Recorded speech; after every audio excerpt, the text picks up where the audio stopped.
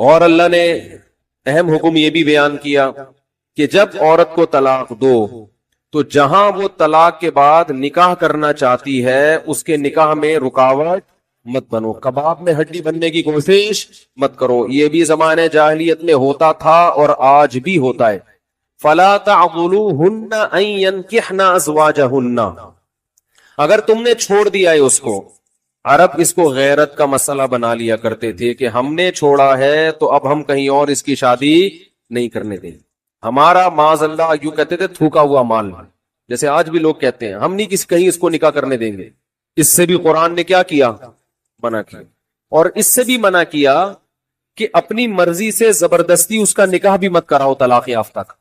ینکحنا ازواجہن، اپنے سلیکٹڈ شوہر سے نکاح کرنا چاہتی ہے تو تم کباب میں ہڈی بولو نہیں بنو، یعنی اس کو یہ رائٹ ہے کہ وہ جہاں چاہے نکاح کرے۔ یہ بھی خرابی ہے آج کل بعض علاقوں میں، یہ خرابی ہے کہ بیوہ کو یا طلاق یافتہ کو نکاح تو کرنے دیتے ہیں لیکن بعض علاقوں میں دستور ہے نکاح ہمارے ہی خاندان میں ہوگا، آپ ہمارے خاندان سے باہر نہیں جا سکتی۔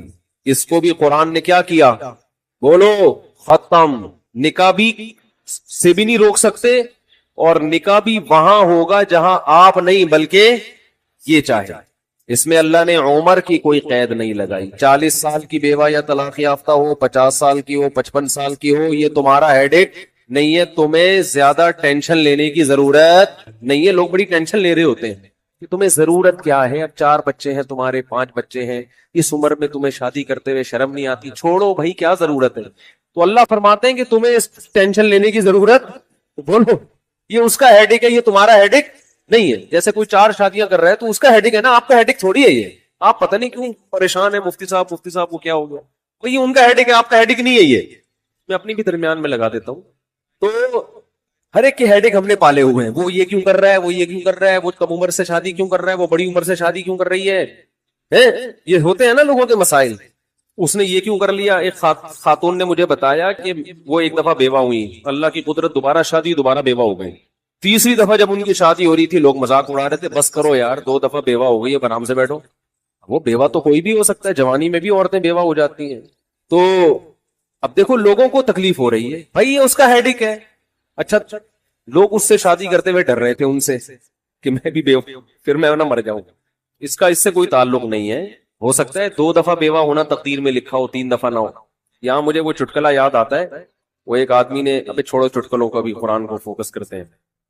آخر میں چٹکلے ہونا یہ صحیح ہوتا ہے، درمیان میں ہی آ جائیں تو پھر سارا موضوع چینج ہو جاتا ہے۔ اتنے اچھے حکام بیان ہو رہے ہیں قرآن کے، آگے اس کو آپ نے لوگوں کو بتانا بھی ہے۔ تو اللہ نے حکم دیا کہ طلاق کے بعد ایک دھیلا واپس نہیں لینا، خلا کی صورت میں لے سکتے ہو مگر خلا بھی شوہر کی رضا سے ہوتا ہے، یک طرفہ نہیں ہوتا، یاد رکھیں۔ دوسرا کام تم نے کیا کرنا ہے، اس کو کہیں اور نکاح سے روکنا نہیں ہے۔ تیسرا کام یہ کرنا ہے، نکاح بھی وہاں کرنا ہے جہاں وہ چاہتی ہے، تمہاری مرضی نہیں مسلط ہوگی، اس کی مرضی چلے گی۔ اور اگر پرانے شوہر سے نکاح کرنا چاہے اور 2 طلاقیں ہوئی ہوں تو وہاں بھی کر سکتی ہے، کیونکہ آیت کا ایک شان نزول بھی ہے۔ ایک صحابی نے اپنی بہن کا نکاح کسی صحابی سے کرایا، تھوڑے دنوں میں طلاق ہو گئی، طلاق ایک تھی، عدت ختم ہوئی، نکاح ختم۔ اب تھوڑے دنوں کے بعد دوبارہ ان دونوں کا دل چاہنے لگا کہ ہم آپس میں کمپرومائز کر دیں۔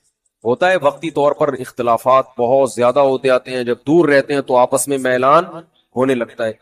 لیکن وہ جو صحابی تھے نا جن کی بہن کو طلاق ہوئی تھی، انہوں نے کہا کہ اب میں اپنی بہن کا نکاح دوبارہ اس آدمی سے بولو نہیں کروں، اور کہا کہ یا رسول اللہ میں نے ان کی عزت کی، ان کو اپنی بہن نکاح میں دی، انہوں نے لڑائی جھگڑا کر کے طلاق دے کے گھر میں بٹھا دیا، میں کیسے دوبارہ؟ یہ ذلت محسوس ہوتی ہے نا انسان کو۔ قرآن میں اللہ نے آیتیں نازل کی کہ اگر وہ اپنے شوہر سے نکاح کرنا چاہتی ہے تو درمیان میں رکاوٹ مت بنو۔ لڑے بھی وہ خود تھے، اب جڑ بھی خود رہے، نہیں آ رہی بات؟ اس کو بھی لوگ غیرت کا مسئلہ بنا لیتے، سسر صاحب بنا لیتے ہیں، میرے داماد نے میری بیٹی کو طلاق دی ہے، میں تو نہیں واپس بھیجوں گا۔ بھائی دنیا میں جو آدمی میں لچک نہیں ہے نا، فلیکسیبلٹی نہیں ہے، لچک نہیں ہے جس میں، وہ کبھی بھی کامیاب نہیں ہو سکتا۔ یاد رکھنا، یہ جو ہوتا ہے نا میں اصول کا پکا، بھائی اصول کا پکا ہونا تو اچھا ہے، لیکن یہ اصول ہی غلط ہے کہ جو کہہ دیا تو اس پہ قیامت تک قائم رہنا ہے، یہ اصول ہی غلط ہے۔ اصول یہ ہونا چاہیے کہ جب موقع کی مناسبت سے جو بات ٹھیک لگے گی اپنے آپ کو چینج کر لوں گا، یہ اصول ٹھیک ہے, اس اصول پہ پکے رہو. اور یہ نبی سے ہمیں ملتا ہے یہ اصول. حدیث میں آتا ہے ایک صحابی نبی کے پاس آئے, مجھے صدقہ چاہیے, یہ چاہیے, وہ چاہیے. آپ نے فرمایا اللہ کی قسم تم پر خرچ نہیں کروں گا میں. وہ چلے گئے, آپ نے دوبارہ بلایا, فرمایا ان پہ صدقہ کرو, دے دو. وہ پریشان, یا رسول اللہ آپ نے تو قسم اٹھائی تھی کہ میں آپ کو نہیں دوں گا. آپ نے فرمایا من رأى على يمين فرأى غيرها خيرا منها فليكفر عن يمينه, کہ جو شخص کسی بات پہ قسم اٹھا لے, جائز بات ہو, کوئی اگر حرام پہ قسم اٹھائی وہ تو بچنا لازم ہے نا, کہ میں گناہ نہیں کروں گا, وہ تو ویسے ہی حرام ہے. جائز کام, صدقہ تو جائز ہے نا, بلکہ ثواب ہے. فرمایا کوئی کسی جائز کام پہ قسم اٹھائے, پھر بعد میں اس کو خیال ہو کہ مجھے قسم توڑ دینی چاہیے, اس کا مائنڈ کیا ہو گیا, چینج, تو اسے چاہیے قسم توڑ دے اور کفارہ ادا کر دے. اس قسم پہ قائم بولو نہ رہے. قسم پہ جب قائم نہ رہنے کا حکم ہے تو بغیر قسم کے میں نے جو بول دیا بس وہ پتھر پہ لکیر بن گیا, یہ تو پاگل اور گدھے ہونے کی علامت ہے. قسم بھی اگر کھا لی ہو تو بھائی اس وقت یہ خیال تھا کہ نہیں دینا, اب زمینی حقائق کہہ رہے کہ اس کو دینا ہے, تو اب قسم توڑو, کفارہ ادا کرو اور دے دو. بات نہیں آ رہی میرا خیال ہے. یہ کس کی سیرت ہے, نبی کی. نبی سے زیادہ کسی کی پکی زبان ہو سکتی ہے, لیکن ایسی لچک سکھائی ہے کامیاب بننے کے لیے کہ یہ نہیں کہ جو کہہ دیا تو وہ پتھر پہ لکیر. گراؤنڈ ریئلٹی کے لحاظ سے, ماحول کے چینج ہونے کے لحاظ سے آپ نے اپنا رویہ کیا کرنا ہے, چینج کرنا ہے. اس وقت آپ کی رائے یہ تھی, اب آپ کی رائے وہ ہے, کیونکہ زمینی حقیقت بھی چینج ہوتی ہے اور انسان کی نالج بھی چینج ہوتی ہے اور انسان کی رائے بھی چینج ہوتی ہے. بعض دفعہ نالج چینج نہیں ہوتی, انسان تانے بانے ملا کے ایک رائے قائم کرتا ہے, بعد میں جب اور گہرا سوچتا ہے تو اسے لگتا ہے کہ وہ رائے ٹھیک نہیں تھی, تو وہ اسٹیٹمنٹ اس کا کیا ہو جائے گا, چینج. کوئی بات نہیں, دن میں 100 دفعہ چینج ہو جائے. ناکام وہ ہے جو کہہ دیا تو اڑ گیا, بس کچھ بھی ہو جائے. اب دیکھو ایک آدمی آپ کو مستحق نظر نہیں آ رہا تھا, آپ نے کہا اللہ کی قسم تجھے میں صدقہ نہیں دوں گا, تو فراڈی ہے. بعد میں پتا چلا نہیں فراڈی نہیں ہے, آپ کو نہیں, میں نے تو بول دیا تھا میں نہیں دوں گا. بھائی اب فراڈی ہونے کی بیس پہ نہیں دے رہے تھے, تو اب پتا چل گیا یہ فراڈی نہیں ہے. بعض دفعہ پہلے بھی پتا تھا فراڈی نہیں ہے, اب بھی پتا ہے نہیں ہے, لیکن پہلے خیال تھا کہ نہیں دینا چاہیے, اب خیال ہے کہ دے دینا چاہیے, تو رائے چینج کر لو. بہت مشکل ہے. اور گھریلو جھگڑوں میں تو میاں بیوی کی طبیعت میں اگر لچک نہیں ہے نا, 4 دن بھی ان کا رشتہ نہیں چل سکتا. یہ تو مجھ سے ابھی لکھوا کے سگنیچر انگوٹھے لگا لو, جیسے سبزی والے نے ٹھپے لگائے تھے, انگوٹھے لے کے گھوم رہا ہوں. لیکن آپ انگوٹھے نہیں, آپ مجھے پکڑ لینا, میں کہاں بھاگوں گا. وہ جب بھی انگوٹھے کی بات آتی ہے مجھے وہ سبزی والا یاد آتا ہے جس کو میں نے بزنس کے لیے پیسے دیے تھے اور اس نے ایمانداری میں اسٹیمپ پیپر پہ اپنے انگوٹھے لگا کے دیے تھے. جب وہ پیسے لے کے بھاگا تو 3 سال میں نے وہ انگوٹھے سنبھال کے رکھے. اب لوگ مجھے کہتے ہیں نا وہ فلاں آدمی کو میں اتنے کروڑ روپے دے رہا ہوں تو اتنا ایماندار ہے, میں تو اسٹیمپ پیپر پہ لکھوا رہا ہوں اور انگوٹھے بھی لگوا رہا ہوں. میں کہتا ہوں یہ انگوٹھوں کا تذکرہ میرے سامنے مت کیا کرو, انگوٹھوں سے کچھ بھی نہیں ہوتا. بندہ اگر 2 نمبر ہے, اسٹیمپ پیپر بکری کو کھلا دینا, کسی کام کا نہیں ہے یہ اسٹیمپ پیپر, عدالت سے بھی نہیں نکلوا سکتے. سمجھتے ہو, لکھوایا کرو ضرور, لیکن اس سے ہوگا کچھ بھی نہیں.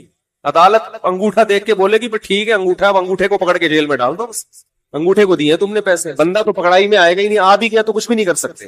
عدالت کہے گی دیے کیوں تھے تو پیسہ دینے سے پہلے 100 دفعہ سوچا کرے. خیر, تو کیا بات چل رہی تھی, ابھی انگوٹھے کی بات کہاں سے آئی.